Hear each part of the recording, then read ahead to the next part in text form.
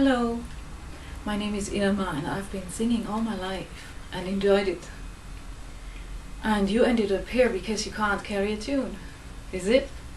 Or maybe you think you're tone deaf? Well, let's find out. If you are a musician, you've probably had a guitar at one time or the other. Even if it's not your main instrument, you've probably had to tune it. If you didn't have one of these little machines, then you sat down and did this thing.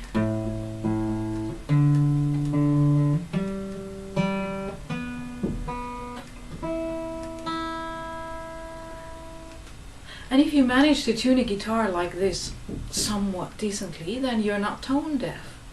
You can hear two notes and compare them. And that's really what we want to do when we want to carry a tune. You want to play a C and sing a C. La. You want to play a G and sing a G. La. Right? So basically, carrying a tune is comparing yourself or your note tone production with a sound from the outside. Now, when you compare yourself with something outside, it's quite difficult, you know? Like, you compare yourself to your friend and you always feel like, oh, he's so much better than me. Better at football, better at skating, better at the guitar, better at almost anything. And you'll find that it's really difficult to compare yourself with an outside thing. Like when you see two things, and you can look at them and you say, oh yeah, I can see that's different, you know, this is bigger, this is smaller, this is lighter, this is heavier. It's not difficult. But to compare yourself with an outside event is very difficult. Now, the added problem is a physical problem, that is that your voice box is not something that you can play and then look at.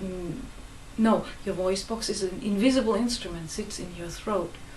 And when it produces sound, the sound travels through the bones of your skull faster than through the air. That's why when you record yourself for the first time, you almost die because you didn't know that you sounded like that.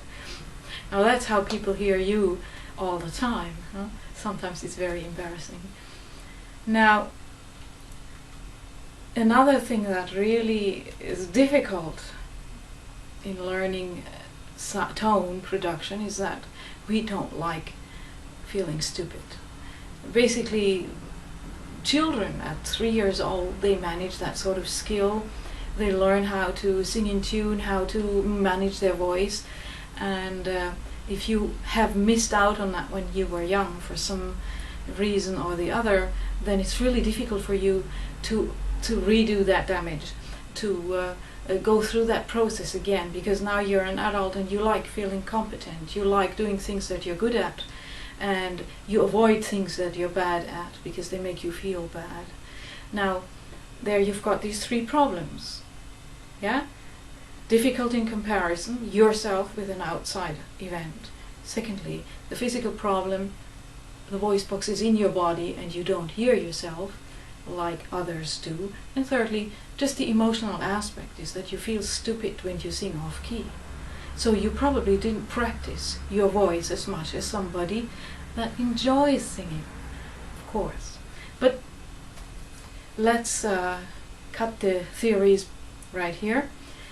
First of all, because the voice is an invisible instrument, I'd like for you to go on YouTube and Google in YouTube the vocal cords. You'll find a lot of film clips where doctors put down a camera down people's throats and looked at the actual voice box. Now, be careful, because some people compare that to other parts of the human body, and you will find a lot of destructive links which I don't advise you to follow. You'll see that it's very interesting to see the vocal cords are kind of whitish, you know, and they're suspended in a bunch of other muscles and in a box of cartilage, and look at it, look at it. Get some kind of an impression of what instrument are you playing. Note how the vocal cords vibrate, how they close up and open up depending on the note you're singing. Look at it. Visualize and read up on Wikipedia on the vocal cords. That is my first homework for you. See you. Bye-bye.